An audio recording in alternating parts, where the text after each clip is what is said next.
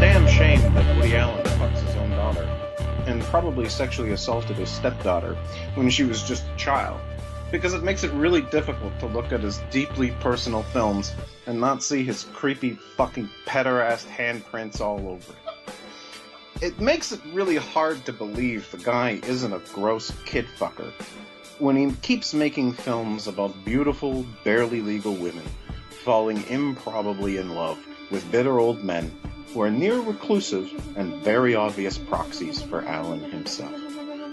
This is the challenge in watching Woody Allen movies now. How much do we excuse our geniuses and their indiscretions, their appetites, that I suppose us mere mortal non-geniuses just don't understand? Whatever works is the story of Boris Yelnikov, brilliant physicist played by Larry David, was gifted with a huge intellect that he uses to withering effect on everyone around him. He feels surrounded by morons and has no trouble being vocal about it. No one is spared. He humiliates the inchworms around him at every opportunity and reminds them how stupid they are compared to his massive mental prowess. He does this with his dwindling circle of friends. He does this with strangers. He does this with kids he attempts to teach chess to. It's like this mix of Allen-like neurotic and recluse asshole, Larry David social blunder asshole, and that smug Mensa asshole, all packaged up into this ultra-concentrated asshole speedball delivered right into your main line. Boris feels the world as a hopeless cesspool of morons and schmohawks, unworthy of his beautiful mind. After a failed suicide, he divorces and moves out on his own to abuse kids under the guise of teaching them chess. He soon meets a very young and lost southern girl named Melody, who has just come to big bad New York to escape her rural existence, her ultra-religious family, and find her dreams in the big city. She's homeless and living in an alley near his apartment, and she manages to persuade him to let her stay. Of course, we know this is where this is going. Because this is a movie, suddenly this gorgeous young woman finds herself attracted to a bitter old misanthrope who condescends to her and insults her at every turn. Women apparently love verbally abusive assholes with a superiority complex. Who knew? At first, Boris resists her charms due to his devotion to isolation and his conviction that he is a gross old man with nothing to offer a young woman, but eventually he crumbles before her charms, and they marry. Naturally, here comes trouble in paradise as Melody's mother arrives on the scene, and soon a younger, more attractive suitor catches her eye. Things get complicated, and yada yada yada, everybody learns a valuable lesson. I can relate to Boris to some degree. I'm extremely isolated. I feel a lot of contempt towards the absurdity of human existence. I'm certainly not any brand of genius, but I don't think you have to be in order to recognize the pig-ignorant nonsense that so many of our lives happens to be rooted in. Boris is unapologetic in his contempt for people, and sometimes I am too.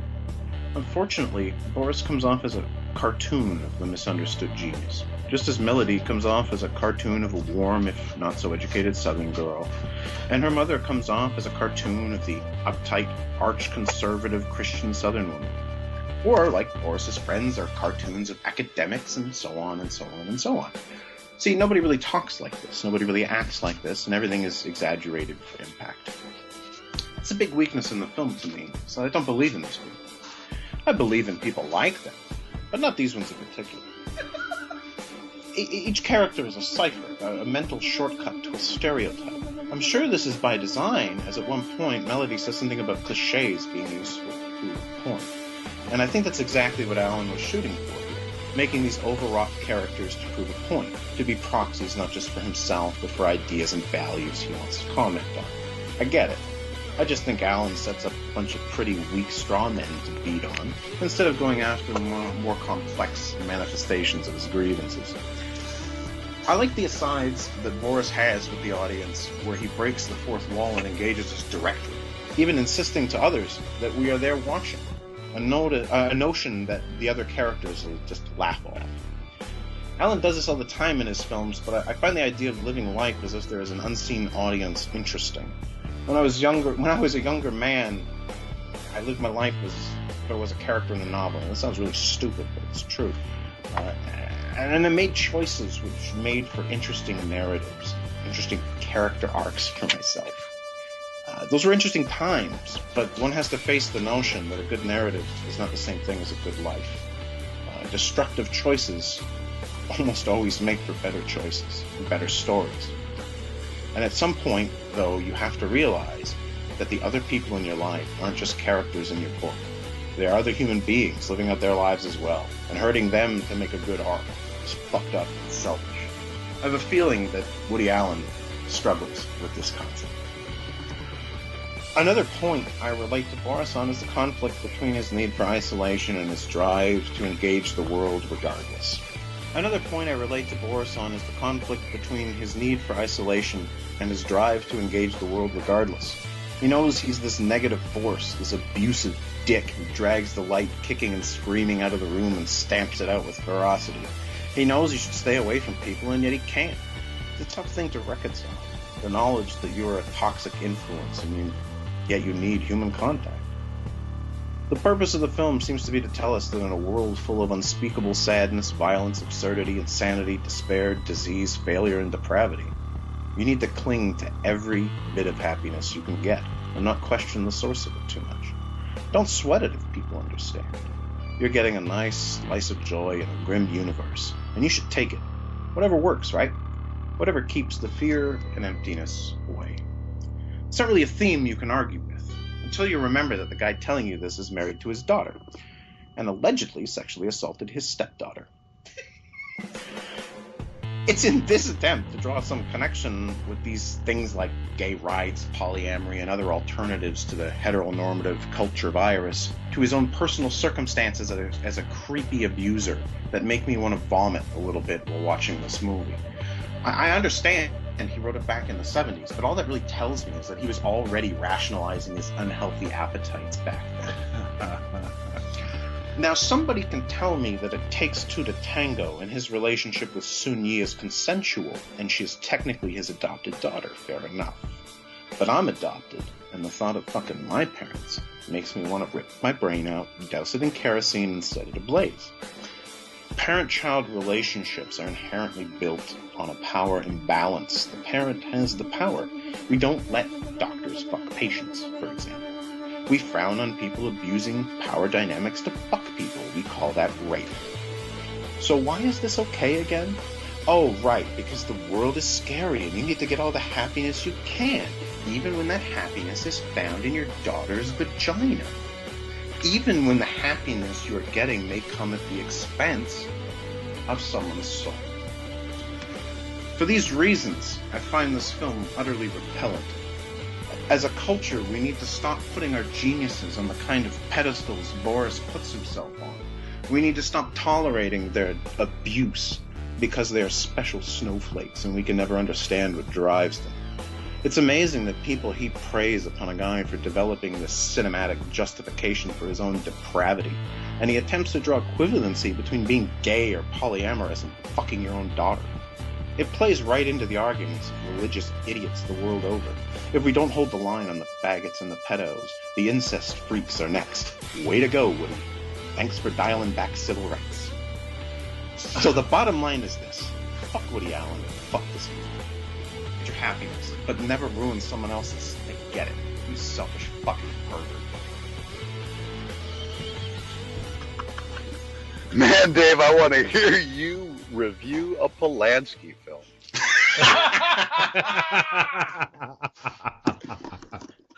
Holy shit, Dave! Wow. I mean, so you are not a fan of Allen's films at all. Obviously. I love Allen's films. And Okay. don't get me wrong. Like I Okay, because I it enjoyed doesn't. this movie in a way. Get me wrong.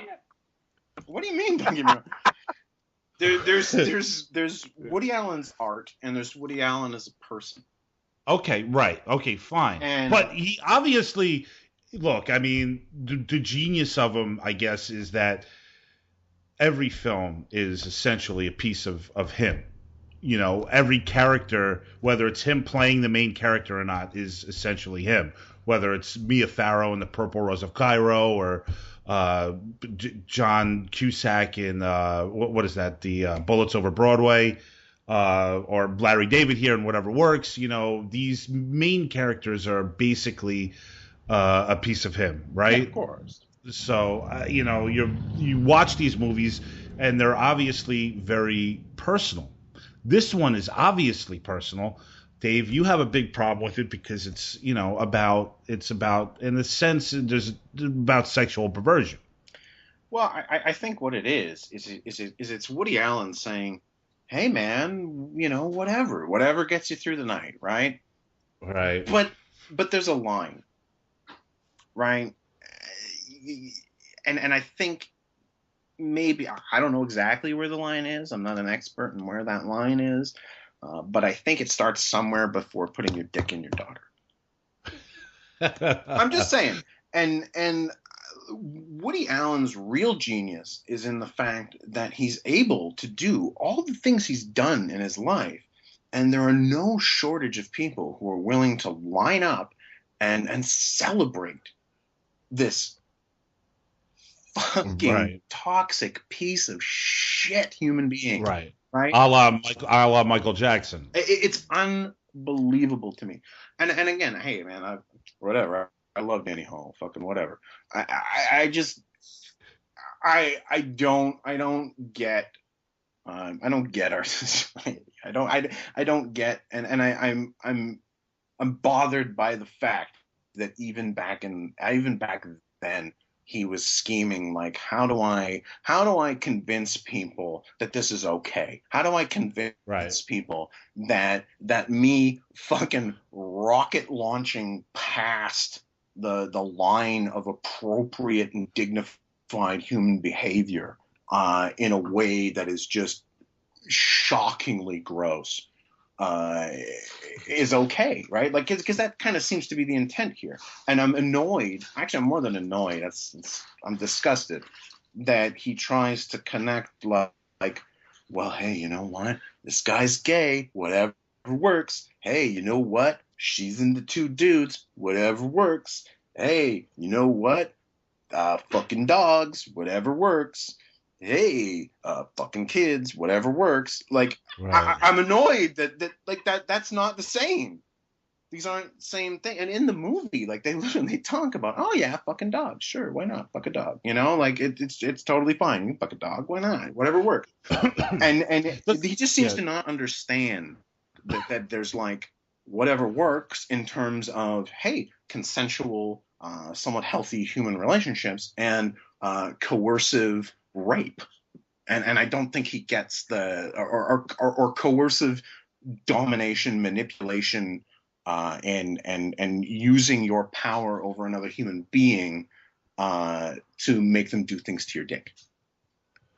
Well, do you find it like, do you get more disturbed at what he's doing, what he's putting down here on the screen, or the fact that, like you said, that he's celebrated by so many, Dave, and I mean you celebrate him. I'm certain. Man. Yeah. So here's the thing. I mean, like, you have to be a little bit disgusted within yourself. That you're like watching his movies, enjoying them, so to speak, right? I discuss it with myself all the time for any number of things. Right, as am I. But in this, like in this instance, right, when we talk about Woody Allen and it's fucking insane to me. It's absolutely fucking insane to me that people buy this, like that people buy this attitude, and people buy this, like, well, he's a genius. What are you gonna do? They're special. It's like he's getting a pass in his they're different than us. His social behavior and responsibilities. Yeah, we couldn't possibly understand the appetites these people have. We couldn't possibly understand, because the world is so bleak and dark, and no, it's all coming down all around me. You couldn't possibly understand, why I need to fuck kids, or you know what I mean? Like, exactly. Right. And that's the thing with the Boris character. It's like, and I kind of get and listen, I like this film because it does make you think. It really does. It makes you think about a lot of things. And the thing with Boris is that he is a super genius who's just kind of, he insists on disconnecting himself, like you said, from the world, from society, from people, and yet he's still kind of like like he's like right there on the bubble. You know what I'm saying? Because you know that in a sense he wants to be a part of this all. And the thing about a genius is that it's really selfish to just kind of downplay. This is what I hate about like the artsy types, those really, hipster smart people that just think that they're just so fucking far intellectually advanced than everyone, and nobody is worth their time. It's really obnoxious, because if you have this unique ability to outsmart people, to outthink people, it's something that you could share with the rest of the world. You could help people learn. And that's the funny thing about Boris, is that he's teaching kids chess, and he could really do good here, and yet he just belittles the children. I loved that, actually. I thought that was really funny. I thought it was hysterical. It is hysterical, but there's a mindset there that's coming from Woody Allen. You know what I'm saying? Yeah. That he's just saying, well, there's all these simpletons and cretins and whatnot, and they're so far beneath me. And you're right, you're on it, Dave, because it's basically about Woody Allen saying about his own behavior, about his own personality, that, well, listen, you can't possibly understand what my wants are, and my wants are the needs of a genius. So I'm gonna satisfy them any way I can. Yeah, it's just, I don't know. Like I said, I think if I didn't know this was a Woody Allen movie, which is impossible because you can't watch it and go, oh, that's this is clearly not a Woody Allen movie. Like you couldn't. There's no way you could mistake it for somebody else's movie. But let's just assume that I'm in some alternate universe where I have no idea what a Woody Allen movie, looks and sounds like. Yeah, I could have said, okay, yeah, I enjoyed the movie. It was okay. I had a good time watching. It was funny. There were some funny moments. It was interesting. It made me think, whatever. But as soon as you put Woody Allen into the frame, it starts to be about something else. Right. Hey, listen, Max and Adam, I got to get them both in. I'm going to shoot to you, Adam, first, only because you're probably in a more uncomfortable position than Max is right now. But hey, what's your take on Dave's intro, our little discussion we just had, and your take on whatever works? Just go ahead, shoot, get out there, throw some ideas at us, man. Well, it's funny. I really enjoyed the movie. I'm a fan of Woody Allen, although I can't say that I've seen a lot of his recent films over the years, the past decade. Right. And I enjoyed this. This was also the third of the three that I watched. So after the first two, man, it was like, here's a movie. This is a movie. This is well written. As far as, everything else you're saying regarding Woody Allen, it's not that you're wrong. I guess on a personal level, I don't invest that deep. I don't look past it, past the movie, I guess, to go to that place where it's like, yeah, but then if you put the spin on it of who's doing it, it's kind of vile. Yeah, right. Yeah, it's a dark place. Yeah. Maybe that's exactly why I don't. But he's right. He's right on, and I totally see what he's saying. Yeah, I mean, without a doubt. Yeah. But I kind of see that, Adam. I mean, you're watching whatever works. I mean, it has to settle there in your mind, at least for a few seconds, about who he is, especially when you're watching this relationship between Boris and Melody. You have to think about it at least briefly, right? Only in the context that obviously this is this person's theme. This is this artist's theme. And it's been there since I was watching Woody Allen movies when I was a kid and was introduced to Marielle Hemingway, and it's like, so that's just kind of, that's just, to me, Woody Allen, and that's what he puts out there. The character might be 21 in this movie, but the way he's dressing her, I mean, the pigtails and the knee-high socks, oh my God, these things drive me crazy, Max, for crying out loud. I'm getting hot and bothered just thinking about it, man. It's insane. Max, what's your take on what we're talking about here? Well, listen, I mean, Dave's review introduction blew my head off, as did the Gummo one, because subtextually I was thinking so many of the same things he was, but I wasn't there if and when Woody fucked Mia Farrow's daughter in the attic. I wasn't there. I mean, the Soon Yi thing, I'm not involved in these people's personal lives. Okay. And I do understand that Woody Allen is a very sick fucker, and I just admire Dave's boldness to go to that point with the film, because it really put the film in a different perspective for me, because I actually enjoyed this the most out of the three films. And I thought Larry was a great muse for Woody.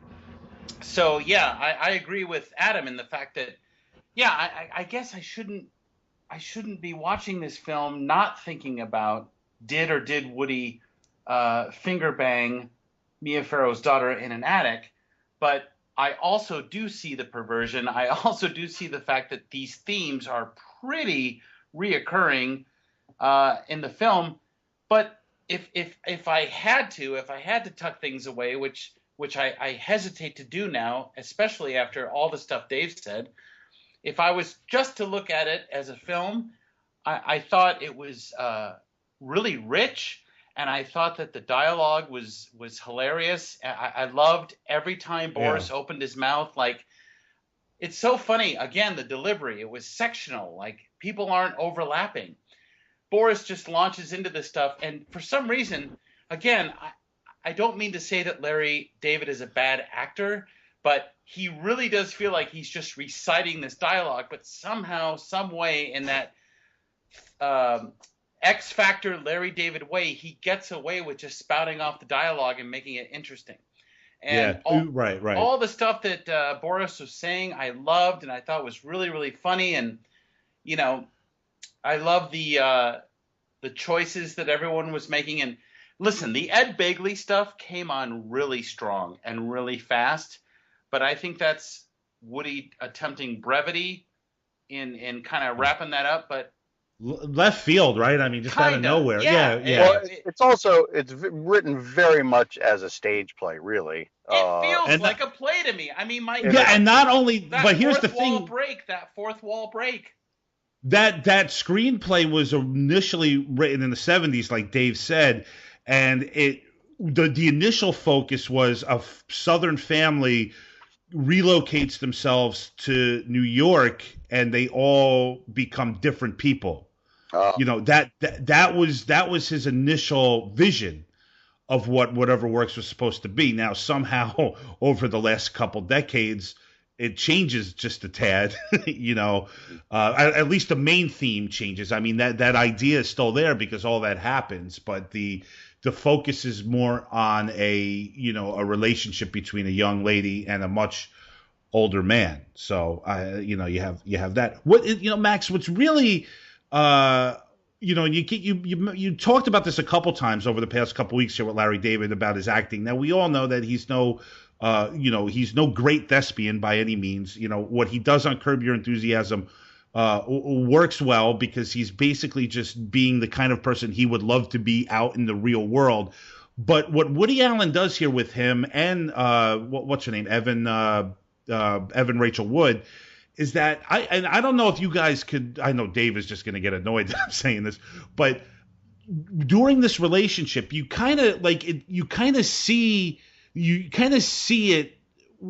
You kind of see how it could work for like a brief period of time where you see this genuine love for two people, or at least a bond or a respect between two people.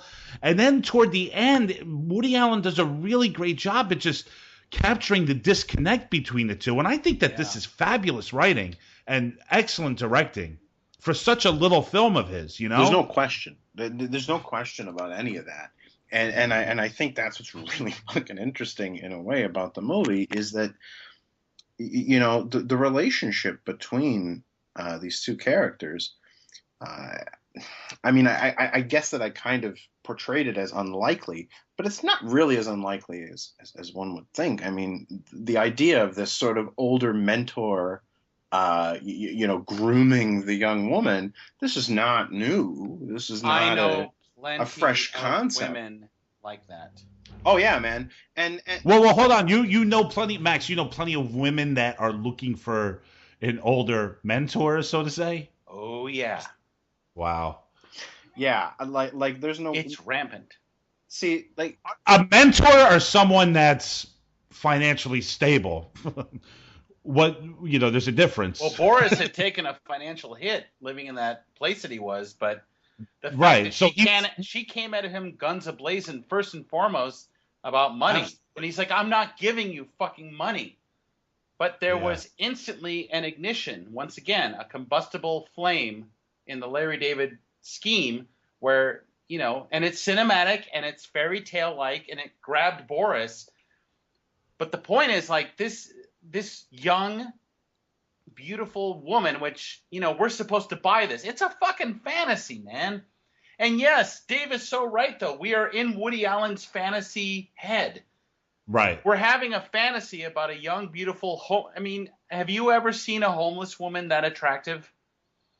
Yeah, well, not that attractive, not that attractive. But I will say this: in my world, Max, last year there was a pretty attractive homeless girl roaming around my small city here that I would run into at the bus stop, and there were moments. No, listen, now I'm being dead serious about this. There were moments where she would always ask me, for money, or like, I'd be sitting outside of a bar at night and smoking a cigarette. She'd always talk to me and everything. And trust me, it ran through my mind a few times where I'm just like, I should just have this girl, like, tell her she can stay at my place, Tom, clean her up. Yeah. What? Why didn't you do that? I don't know why I don't do these things. Invite her into your home. Let her change your home like Evan Rachel Wood did. But here's the thing, that like it's such a small town, Max, that the police were always, bothering her and like taking her, down to the station. I love how the police, no matter what, are just horrifying. It's an amazing theme we got. But it's a small town, man, and like, if all of a sudden they saw her coming in and out of my apartment, plus I rent from the retired captain of the police force here in this town. It's like all these thoughts go through, and me, I'm a mess anyway mentally. All these thoughts go through my head. I kind of shun the idea, man. But it's again one of the million moments of my life where I go back and I'm like, fuck, Tom, fuck, why don't you just do you think she had enough street smarts at that point to con Boris? Do you think she was a con young woman? That's a great question, but he was he wasn't a rich man or anything. I mean, would you lay that heavy of a con on someone like that just for a place to live, so to say? I think in the dialogue and what we see on screen, I think she genuinely has feelings for her. I think she's a confused, unintelligent person. You mean you think she has genuine feelings for Boris? For him, yeah. Correct. Did I say her? I'm sorry. Yeah, there's no con there. This isn't an episode of Sons of Anarchy. No one's playing anyone. Hey, don't mess around with Sons of Anarchy, Adam. Oh, God. Well, yeah, you just ruined me for the rest of the episode. Thanks. Sorry. But no, there's no con there. It's pretty clear in the writing that's it's a great question. I mean, because it's to step back and think maybe that there was an angle there that I missed as a viewer. I mean, that would be Adam, we were at the restaurant the other night at Tom's Urban, and we were waited on by this lovely young black woman, and she had me.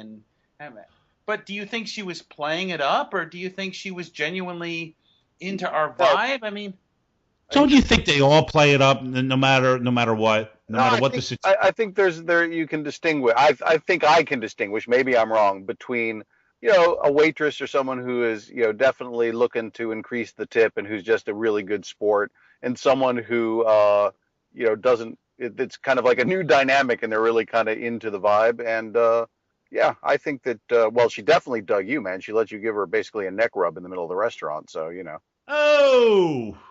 Hey, I know what I'm doing sometimes, Tom.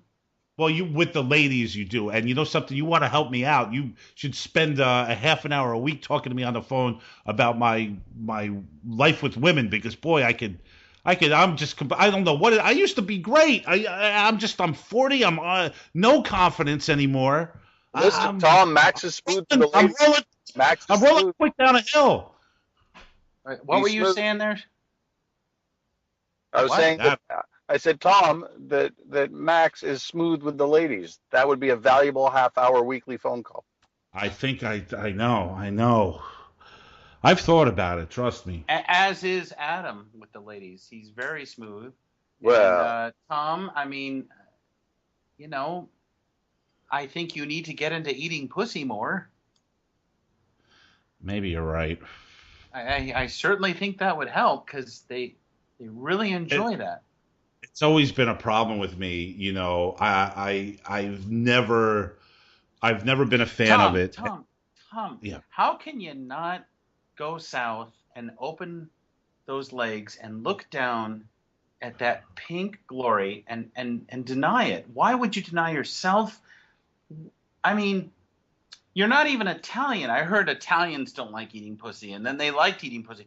Or I heard that African American culture they don't like. But I've seen plenty of porn where black porn. dudes jump in and eat that, lick up that tang. Porn. Why are you breaking down ethnicities as to who likes and who doesn't like going down on a woman? Because Tom is acting like. Are we talking about what?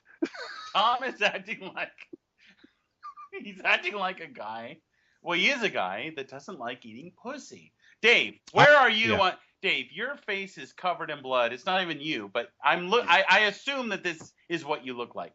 Your Skype graphic is a guy smothered in blood with glasses, a fat Dahmer-esque character, which I know you don't look like that. But where are you on eating pussy? I don't know. I didn't think this was a controversial place to be, but yeah, I'm all for it. You know? It's not controversial. It's only because, you know, I don't like it. Like, I will not do it. What's Tom, not to like? A woman is producing sugar for you. A woman is producing liquid pearls for you.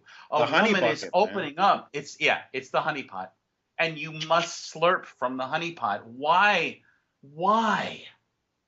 You're very, very odd, Tom. I know. I don't mean to take you on 2 episodes at a time, but the fact it's that fine. You don't it's eat fine. Pussy is outrageous. It's an enigma to me. What my problem is with this? 10 years ago, I had this beautiful, short, large, very large-breasted woman that was into me, and we dated for a couple of years. It was a very fulfilling relationship. She was smart. She was into art. She was with me when I wrote and directed my short film. She was a muse for me. And I was such a selfish prick. I wouldn't go down on her. And this would, I think, really bother her. It was one of the few reasons why I think we eventually, you know, disconnected from each other. But I wouldn't do it. I remember one night she was talking to me about it. And, you know, so later on that evening, I went down there and I was doing it, and she could tell that it just seemed more like it was one of the worst moments of my life. It was one of the worst moments of my life. You know, I got the tap, and I'm just like, you know, Tom, like, you got the tap. You didn't get the thin fingers through the hair grabbing your fucking head of hair. Well, she was completely shaved, dude. No, I'm talking about her hand upon your head. Right. I know. And here's the thing, it's very crazy. And she would give the best. Don't you want to inhale what she has to offer vapor-wise? Don't you want to see what she's got going on? Don't you want to inspect her cleanliness? Don't you want to, well, the amazing thing is, Max, and this might be interesting to you, is that we broke up. And then we did that thing where we kind of like 2 or 3 weeks later, we, you know, saw each other, you know, we agreed to see each other. And then we kind of did that lingering, like, you know, thing for like 6 to 8 weeks where we were kind of together. And at this point, we were still having sex, and like, I was doing it, and I was like really like into it because I knew I had to be into it to try to keep her. And it was a complete. Stand by, fellas. Hold on. Okay. Hold on. Hello? Who is calling? Oh, hi. This is Travel Media. How are you? Travel Media. It's my favorite place. Listen, can you do me a favor? I sure can. Can you listen? My wife signed me up at the Greek Theater, and I said to her, I wish you would not do that. And next thing you know, phone call after phone call after phone. Listen, Okay. what is no. What is your name? Victor, I'm sure you're a handsome fellow. I'm sure you're a lovely fellow. But for the love of fucking Christ, can you please take me off your list? I sure will, and I will not call you. Thank you, baby. Good night. You too. Bye-bye. Victor from Travel Media. He's all peppy. Now that's a guy that probably loves to eat pussy, Max. Tom, you've got to get into pussy. You've got to get into smelling it. You've got to get into tasting it. Tom, spread a woman's legs, lean your head back. It's going to be a workout for you. Erect your neck and stare at the beautiful, heavenly... Adam, help me out here. Yeah, Adam, help him out. Hey, listen, Dying in the water. I'm in favor of it. Some pal you got there, Yeah. Max. Way to cover my ass. I'm saying I'm in favor of it. Hey, man. Where are you at? This in a bag. I know. I'm taking it. piss again, and I'm worried the bag is too filled. Dude, he sent me a picture of that bag. It is full. It's about to explode. Now what am I gonna do?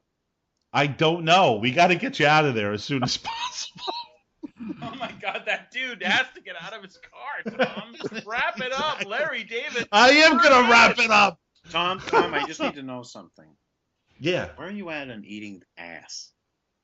Oh, that I would never. You could never. Tom, you're out of your consider mind. Tonguing a woman's shithole is... No, that's just insane. Tom, That's no.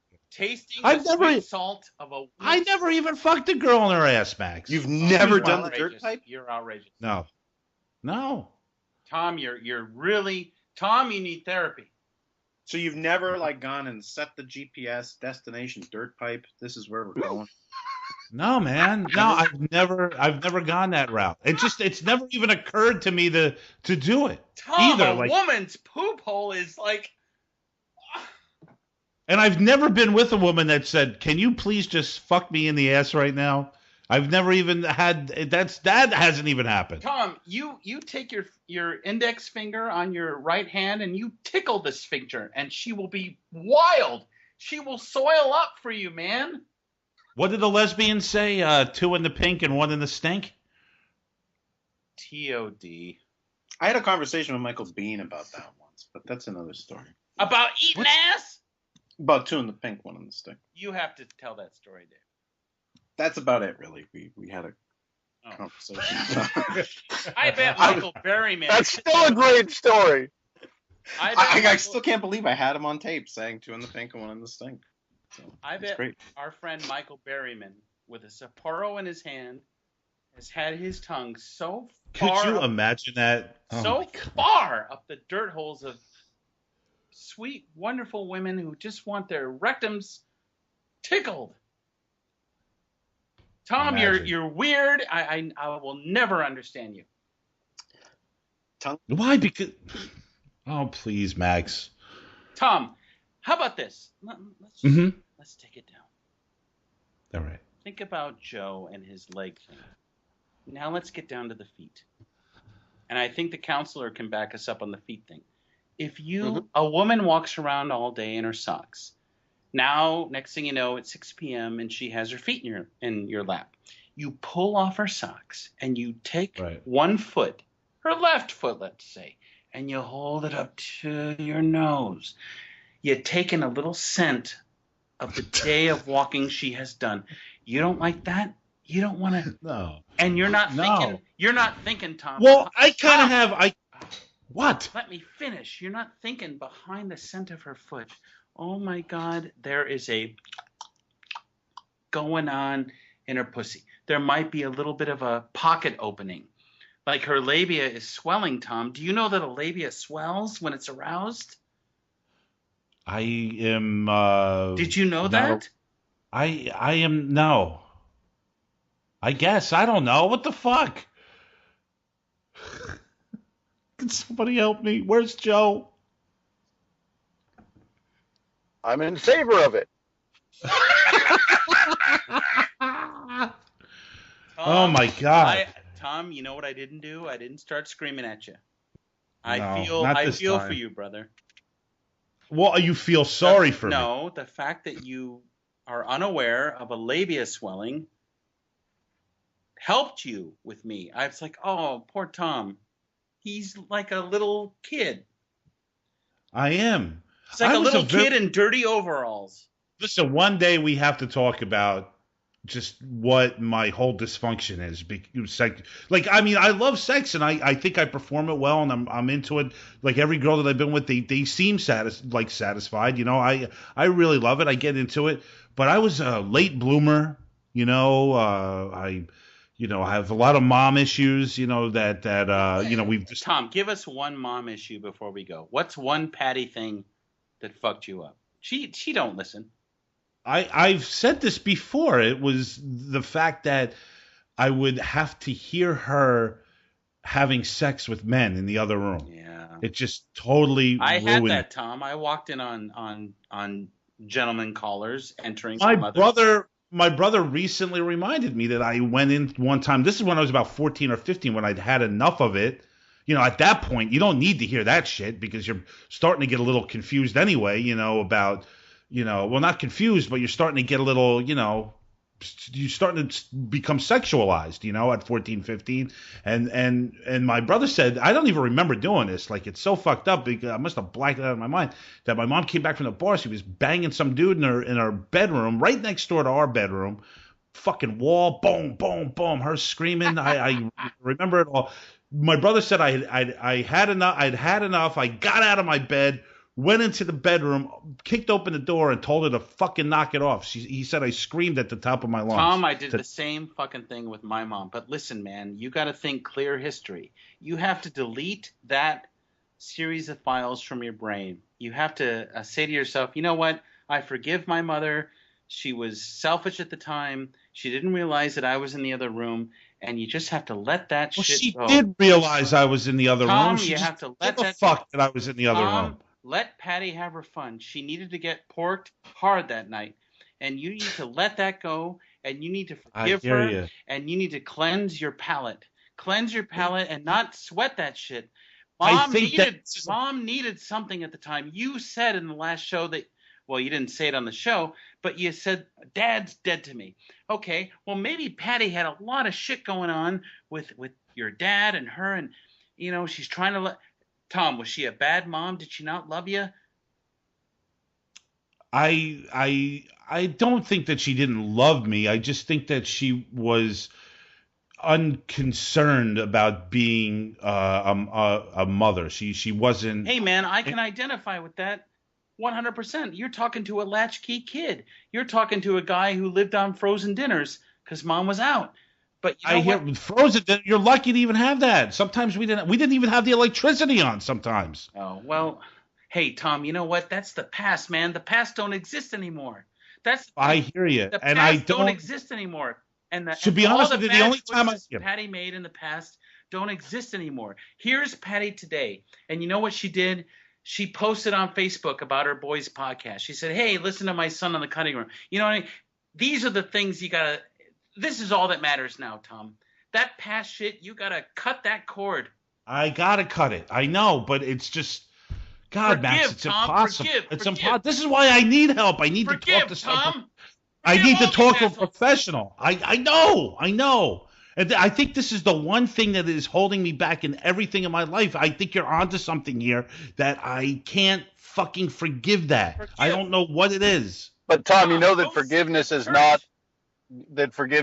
about letting the other person off the hook. Forgiveness is all about yourself, and it's just about putting down that dead weight. You're carrying dead weight around. You got to put it down. Tammy but how? I'm carrying a dead person on my back. How do you do it? How do I wake up, Adam? I mean, is it a process? I mean, do I wake up tomorrow morning and go, you know what? I'm just going to be over this. I mean, how do you go through? I don't even know how to go through the process. It's so distorted in my head. It's sure confusing. I do a lot of drugs. That's mostly how I do. I do. I have done a lot of drugs. I have. I drink a lot. I drink to blindness. So And talk to now somebody about how to take that first step, because everyone's an individual. Like, you know, you're going to have to find your own, whatever that step is that you need to take. Once you're on the trail of it, man, just stay on the trail of it, because then you build momentum. It gets easier and easier and easier, but you got to find where that starts. So yeah, I need healing. go talk to Tom, someone, man. He's right. I need healing about this. And Tom, I let me tell you something that I think may be helpful to you, because I'm a huge skeptic about therapy and about all that bullshit.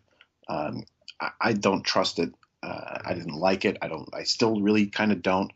But at one point, not too long ago, I literally just got up and said, if I don't go to this like fucking group meeting that I'm just gonna walk into blind, if I don't go make a step like that, I'm gonna die. steps.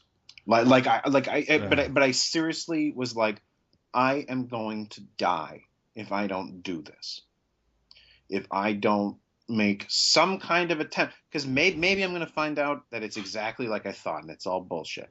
Maybe that's what I'm going to find out.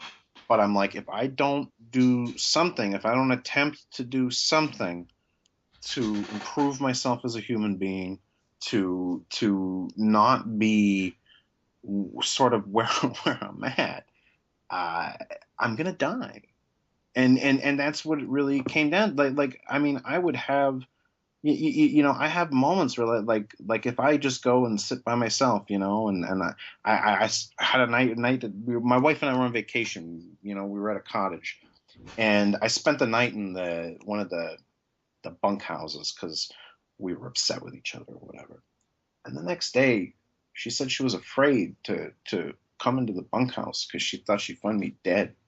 And she's always scared of finding me dead. And I don't know how to process that, you know? Like, putting somebody else through that, like, never mind me now. It's like putting another human being through that, and kids and all this other stuff. That's heavy. And that's when I really decided, I'm like, man, I'm going to go to this crazy group therapy thing and give it a shot. And you know, can I say that it always that I always leave feeling better? I don't know. Can I say that it's helping me?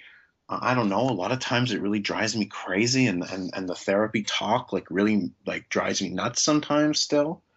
But I'm sticking with it because what else, man? I'm gonna die. Yeah. I'm gonna die, right? Well, so it's this, or put the very few people left in my life through a really bad time, and I just had to make a decision, and it wasn't easy.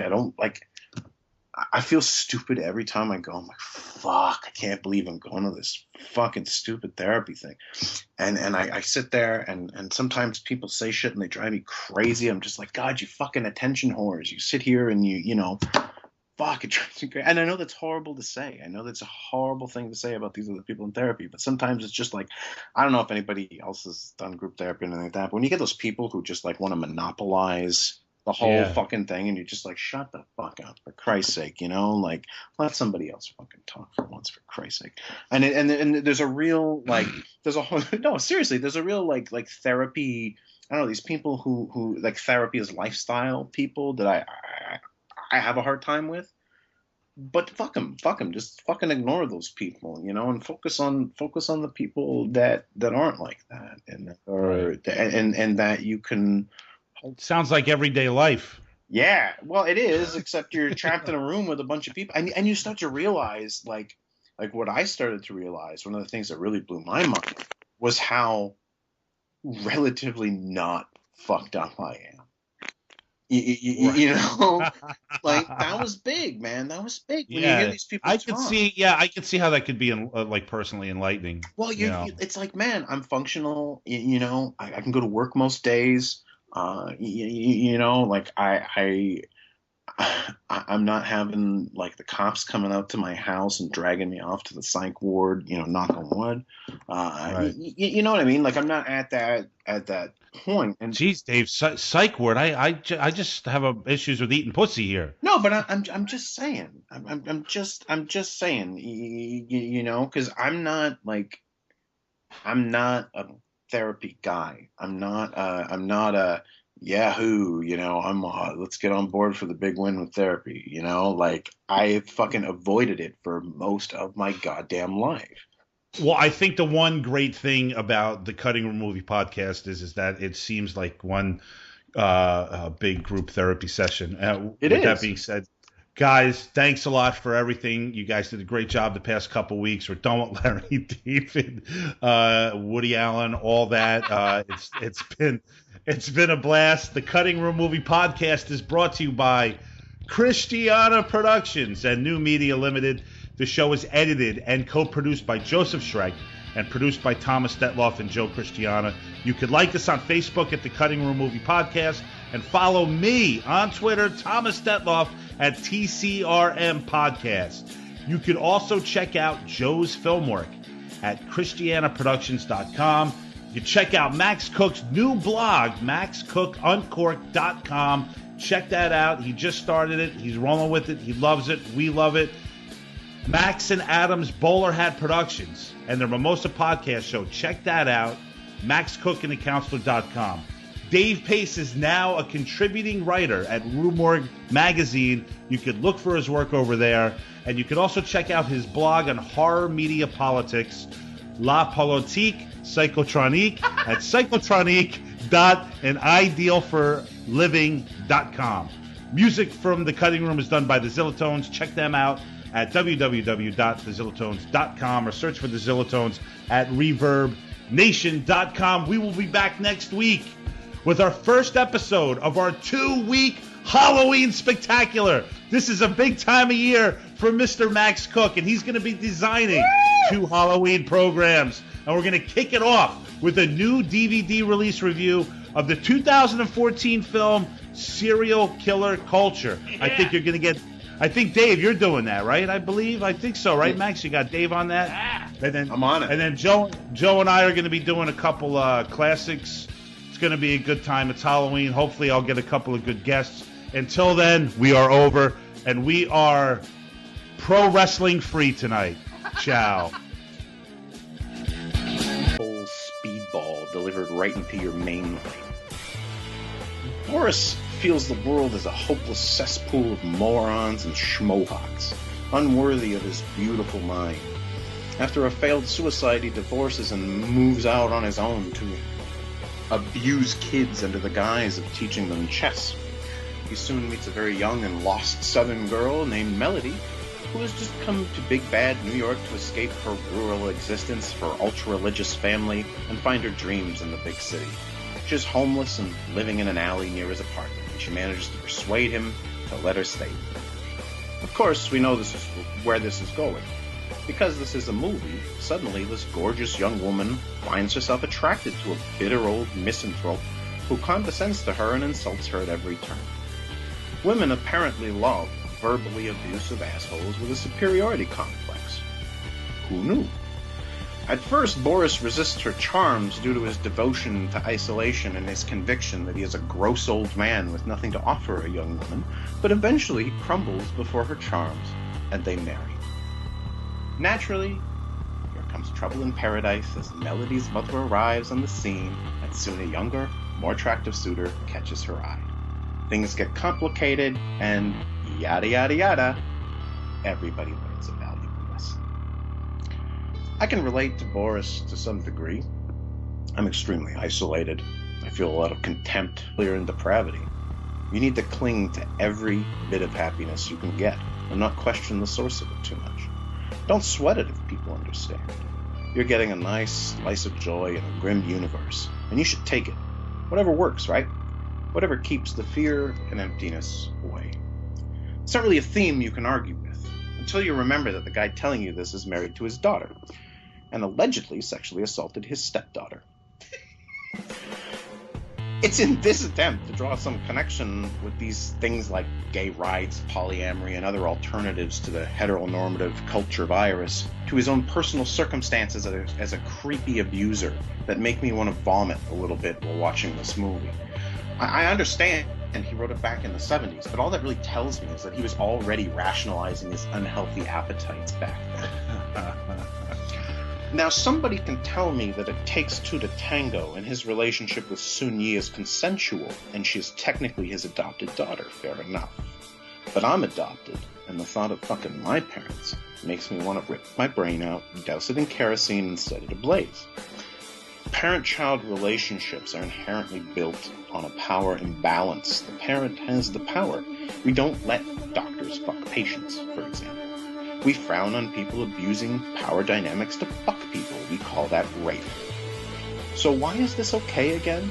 Oh, right, because the world is scary and you need to get all the happiness you can, even when that... It's a damn shame that Woody Allen fucks his own daughter, and probably sexually assaulted his stepdaughter when she was just a child, because it makes it really difficult to look at his deeply personal films and not see his creepy fucking pederast handprints all over it. It makes it really hard to believe the guy isn't a gross kid fucker when he keeps making films about beautiful, barely legal women falling improbably in love with bitter old men who are near reclusive and very obvious proxies for Allen himself. This is the challenge in watching Woody Allen movies now. How much do we excuse our geniuses and their indiscretions, their appetites, that I suppose us mere mortal non-geniuses just don't understand? Whatever works is the story of Boris Yelnikov, brilliant physicist played by Larry David, who's gifted with a huge intellect that he uses to withering effect on everyone around him. He feels surrounded by morons and has no trouble being vocal about it. No one is spared. He humiliates the inchworms around him at every opportunity and reminds them how stupid they are compared to his massive mental prowess. He does this with his dwindling circle of friends. He does this with strangers. He does this with kids he attempts to teach chess to.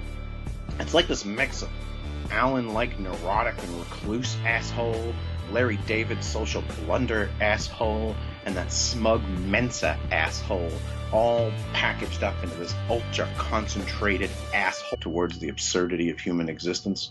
I'm certainly not any brand of genius, but I don't think you have to be in order to recognize the pig-ignorant nonsense that so many of our lives happens to be rooted in. Boris is unapologetic in his contempt for people, and sometimes I am too. Unfortunately, Boris comes off as a cartoon of the misunderstood genius, just as Melody comes off as a cartoon of a warm, if not so educated, Southern girl, and her mother comes off as a cartoon of the uptight, arch-conservative Christian Southern woman. Or, like Boris's friends, are cartoons of academics, and so on and so on and so on. See, nobody really talks like this, nobody really acts like this, and everything is exaggerated for impact. It's a big weakness in the film to me, so I don't believe in these people. I believe in people like them, but not these ones in particular. Each character is a cipher, a mental shortcut to a stereotype. I'm sure this is by design, as at one point Melody says something about cliches being useful to porn. And I think that's exactly what Allen was shooting for here, making these overwrought characters to prove a point, to be proxies not just for himself, but for ideas and values he wants to comment on. I get it. I just think Allen sets up a bunch of pretty weak straw men to beat on, instead of going after more complex manifestations of his grievances. I like the asides that Boris has with the audience, where he breaks the fourth wall and engages us directly, even insisting to others that we are there watching. A notion that the other characters will just laugh off. Allen does this all the time in his films, but I find the idea of living life as if there is an unseen audience interesting. When I was a younger man, I lived my life as if there was a character in a novel. And that sounds really stupid, but it's true. And I made choices which made for interesting narratives, interesting character arcs for myself. Those were interesting times, but one has to face the notion that a good narrative is not the same thing as a good life. Destructive choices almost always make for better choices, better stories. And at some point, though, you have to realize that the other people in your life aren't just characters in your book.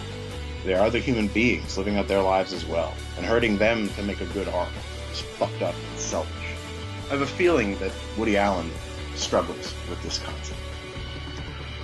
Another point I relate to Boris on is the conflict between his need for isolation and his drive to engage the world regardless.